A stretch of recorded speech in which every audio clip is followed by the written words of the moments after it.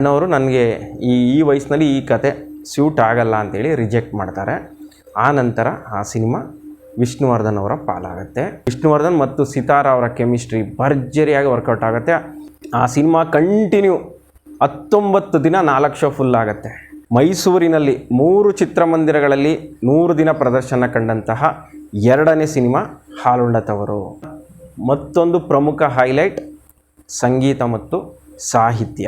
Cassette ಮಾರಾಟದಲ್ಲೇ ಭರ್ಜರಿ ದಾಖಲೆಯನ್ನು ಮಾಡುತ್ತೆ. ಎಲ್ಲವೂ ಕೂಡ ಸೂಪರ್ ಡೂಪರ್ ಹಿಟ್ ಸಾಂಗ್ಸ್. ಸಿನಿಮಾಗೆ ನಾಯಕಿಯಾಗಿ ಮೊದಲಿಗೆ ಆಯ್ಕೆಯಾಗಿದ್ದಂಥವರು ಸುಧಾರಾಣಿ.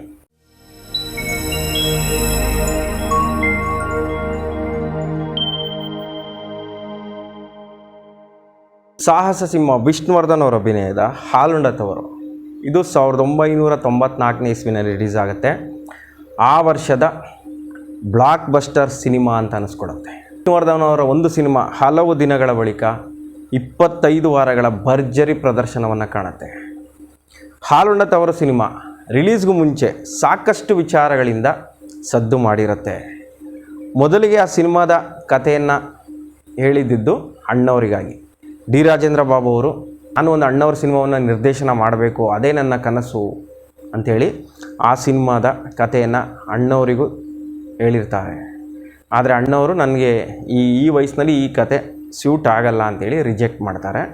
ಆ ನಂತರ ಆ ಸಿನಿಮಾ ವಿಷ್ಣುವರ್ಧನ್ ಅವರ ಪಾಲಾಗುತ್ತೆ. ಅದು ಕನ್ನಡ ಚಿತ್ರರಂಗದಲ್ಲೇ ದಾಖಲೆ ಬರೆದಂಥ ಸಿನಿಮಾ ಅಂತ ಅನ್ನಿಸ್ಕೊಳುತ್ತೆ. ಹಾಲುಂಡ ತವರು ಸಿನಿಮಾ ಕಾದಂಬರಿ ಆಧಾರಿತ ಸಿನಿಮಾ. ಇದು ಕೃಷ್ಣಮೂರ್ತಿ ಪುರಾಣಿಕ್ ಅವರ ಅದೇ ಹೆಸರಿನ ಹಾಲುಂಡ ತವರು ಅನ್ನೋ ಒಂದು ಕಾದಂಬರಿ, ಅದೇ ಹೆಸರಿನ ಕಾದಂಬರಿಯನ್ನು ರಾಜೇಂದ್ರ ಬಾಬು ಅವರು ಸಿನಿಮಾವಾಗಿ ಮಾಡ್ತಾರೆ. ಅದೇ ವರ್ಷ ಬಿಡುಗಡೆ ಆಗಿದ್ದಂತಹ ಕರುಳಿನ ಕೂಗು ಡಿ ರಾಜೇಂದ್ರ ಬಾಬು ಅವರ ನಿರ್ದೇಶನದಲ್ಲಿ ರಿಲೀಸ್ ಆಗಿದ್ದಂತಹ ಸಿನಿಮಾ, ಅದು ಆ ವರ್ಷದ ಹಿಟ್ ಸಿನಿಮಾಗಳ ಲಿಸ್ಟಿಗೆ ಸೇರಿರುತ್ತೆ. ಕರುಳಿನ ಕೂಗು ಸಿನಿಮಾ ನೋಡಿದಂತಹ ಪ್ರೇಕ್ಷಕರು, ಅದರಲ್ಲೂ ಮಹಿಳಾ ಪ್ರೇಕ್ಷಕರು, ಸಿನಿಮಾ ಮಂದಿರದಿಂದ ಹೊರ ಬರ್ತಾ ಇರುವಾಗಲೂ ಕೂಡ ಕಣ್ಣೀರು ಹಾಕ್ತಾನೆ ಬರ್ತಾರೆ. ಆ ಮಟ್ಟಿಗೆ ಕರುಳಿನ ಕೂಗು ಕರ್ನಾಟಕದಲ್ಲಿ ಸದ್ದು ಮಾಡಿರುತ್ತೆ. ಎಲ್ಲೆಡೆ ಹೌಸ್ಫುಲ್. ಏನು ಆ ಸಿನಿಮಾ ಚಿತ್ರಮಂದಿರ ಹೌಸ್ಫುಲ್ ಆಗಿರುತ್ತೋ ಅದರಲ್ಲಿ 90% ಹೆಂಗಸರೇ ಇರ್ತಾರೆ ಕರುಳಿನ ಕೂಗು ಸಿನಿಮಾಗೆ. ಅದು ಕೂಡ ಹಲವು ಕೇಂದ್ರಗಳಲ್ಲಿ 100 ದಿನಗಳ ಪ್ರದರ್ಶನವನ್ನು ಕಂಡಿರುತ್ತೆ.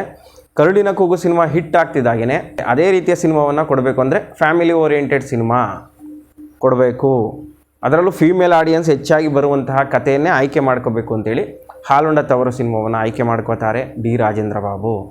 ಅಣ್ಣವ್ರಿಗೆ ಆ ಕತೆ ಹೇಳಿದಾಗ ರಿಜೆಕ್ಟ್ ಆದಮೇಲೆ ಅದನ್ನು ವಿಷ್ಣುವರ್ಧನ್ ಅವ್ರಿಗೆ ಹೇಳ್ತಾರೆ. ವಿಷ್ಣುವರ್ಧನ್ ಅವ್ರಿಗೆ ಆ ಕತೆ ಇಷ್ಟವಾಗುತ್ತೆ. ಆ ಸಿನಿಮಾ ಶೂಟಿಂಗ್ ಶುರುವಾಗುತ್ತೆ. ಮತ್ತು ಆ ಸಿನಿಮಾಗೆ ನಾಯಕಿಯಾಗಿ ಮೊದಲಿಗೆ ಆಯ್ಕೆಯಾಗಿದ್ದಂಥವರು ಸುಧಾರಾಣಿ. ಒಂದು ಒಳ್ಳೆಯ ಅವಕಾಶ ಮಿಸ್ ಆಯಿತು ಅವರಿಗೆ ಅಂತಲೇ ಹೇಳ್ಬೋದು. ಸುಧಾರಾಣಿ ಅವರು ಕಾಲ್ ಶೀಟ್ ಕೂಡ ಕೊಟ್ಟಿರ್ತಾರೆ.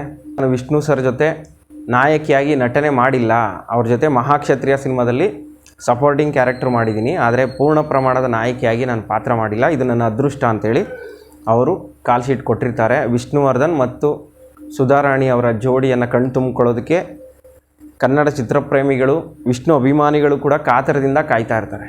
ಆದರೆ ಸುಧಾರಾಣಿಯವರಿಗೆ ಅವಕಾಶ ತಪ್ಪಿ ಹೋಗುತ್ತೆ. ಯಾಕಂದರೆ ಸಿನಿಮಾ ಶೂಟಿಂಗ್ ಆಗುವಾಗ ಸುಧಾರಾಣಿಯವರಿಗೆ ಅನಾರೋಗ್ಯ ಸಮಸ್ಯೆ, ಹಾಸ್ಪಿಟಲ್ ಅಡ್ಮಿಟ್ ಆಗಿರ್ತಾರೆ.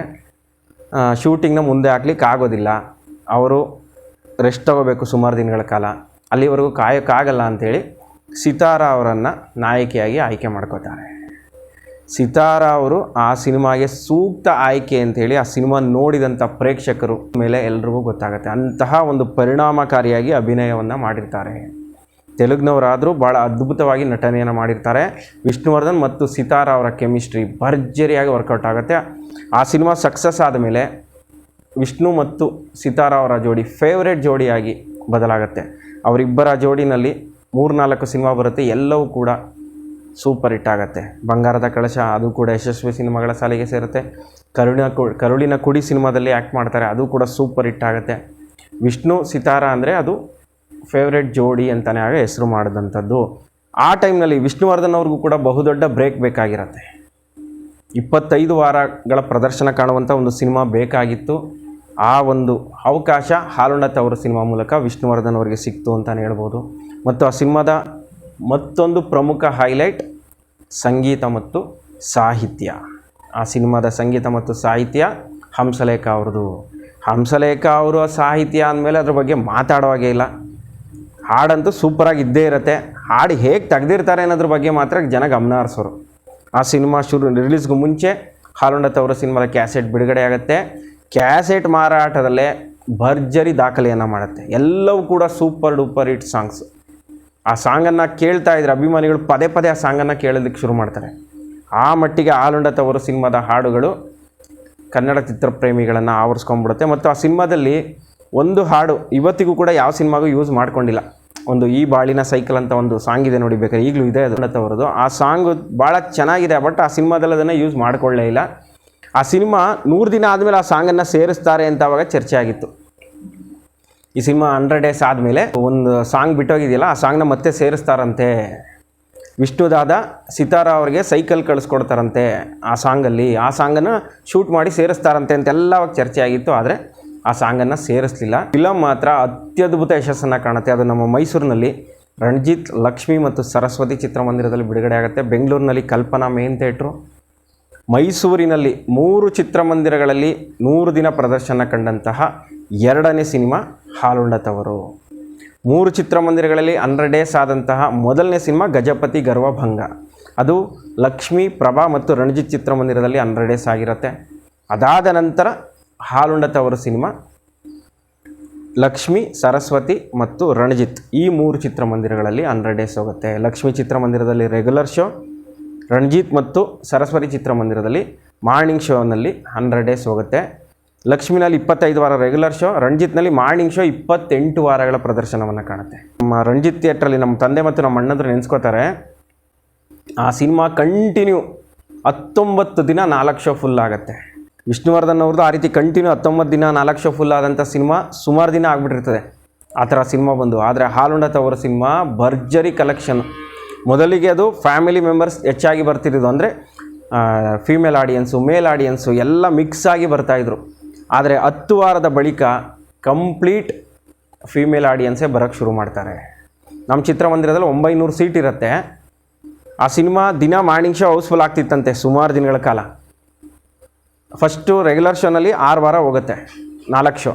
6 ವಾರ ಆಗ್ತಿದ್ದಾಗೇ ಮಾರ್ನಿಂಗ್ ಶೋನಲ್ಲಿ ಕಂಟಿನ್ಯೂ ಆಗುತ್ತೆ. ಮಾರ್ನಿಂಗ್ ಶೋ ಡೈಲಿ ಹೌಸ್ಫುಲ್ ಆಗ್ತಿತ್ತು ಅಂತ ಹೇಳ್ತಾರೆ. 900 ಜನರಲ್ಲಿ 850 ಜನ ಹೆಂಗಸರೇ ಇರ್ತಾಯಿದ್ರಂತೆ ಆ ಸಿನಿಮಾಗೆ. ಆ ಥರ ಲೇಡೀಸು ಆ ಸಿನಿಮಾಗೆ ಫಿದಾಗೋಗ್ತಾರೆ.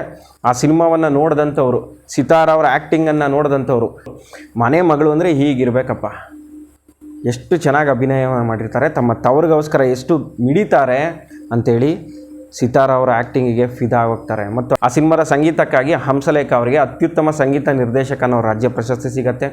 ಮತ್ತು ವಿಷ್ಣುವರ್ಧನ್ ಅವರ ಆ್ಯಕ್ಟಿಂಗಿಗೆ ಫಿಲಮ್ ಫೇರ್ ಅವಾರ್ಡು, ಹಂಸಲೇಖ ಅವರ ಮ್ಯೂಸಿಕ್ಕಿಗೆ ಫಿಲಮ್ ಫೇರ್ ಅವಾರ್ಡು ಮತ್ತು ರಾಜ್ಯ ಪ್ರಶಸ್ತಿ ಎರಡೂ ಸಿಗುತ್ತೆ.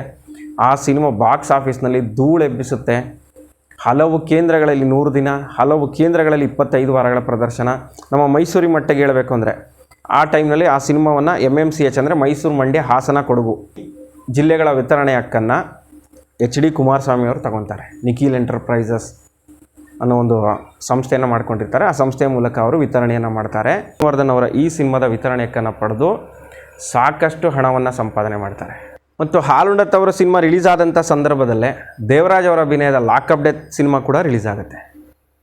ಆ 2 ಸಿನಿಮಾಗಳು ಪೈಪೋಟಿ ಮೇಲೆ ಹೌಸ್ಫುಲ್ ಆಗಲಿಕ್ಕೆ ಶುರುವಾಗುತ್ತೆ. ಒಂದು ಕಡೆ ಲಾಕಪ್ ಡೆತ್ ಹೌಸ್ಫುಲ್ ಆಗ್ತಾ ಇರುತ್ತೆ, ಮತ್ತೊಂದು ಕಡೆ ಹಾಲುಂಡ ತವರು ಸಿನಿಮಾ ಹೌಸ್ಫುಲ್ ಆಗ್ತಾ ಇರುತ್ತೆ. ಈ ರೀತಿ ಹಾಲುಂಡ ತವರು 1994ರಲ್ಲಿ ಭರ್ಜರಿ ಧೂಳನ್ನು ಎಬ್ಬಿಸಿ ಬಾಕ್ಸ್ ಆಫೀಸ್ನಲ್ಲಿ ದಾಖಲೆಯನ್ನು ಬರೆದು ವಿಷ್ಣುವರ್ಧನ್ ಅವರಿಗೆ ಬಹುದೊಡ್ಡ ಬ್ರೇಕ್ ಕೊಡುತ್ತೆ.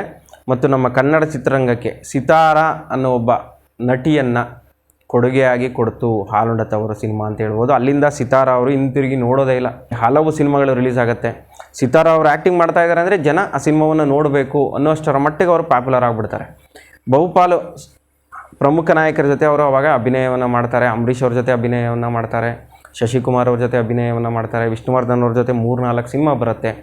ಎಲ್ಲವೂ ಕೂಡ ಒಂದು ಮಟ್ಟಿನ ಯಶಸ್ಸನ್ನು ಕಾಣುತ್ತೆ. ಮತ್ತು ಅವರ ಆ್ಯಕ್ಟಿಂಗ್ ಕೂಡ ಅಷ್ಟೇ ಸೊಗಸಾಗಿರುತ್ತೆ, ಓವರ್ ಆ್ಯಕ್ಟಿಂಗ್ ಇರೋದಿಲ್ಲ. ಅವರು ಬೇರೆ ರಾಜ್ಯದವರಾದರೂ ಕೂಡ ನಮ್ಮ ಕನ್ನಡದ ಮನೆ ಮಗಳು ಅನ್ನೋಷ್ಟರ ಮಟ್ಟಿಗೆ ಸಿತಾರ ಅವರು ಹೆಸರನ್ನು ಮಾಡ್ತಾರೆ.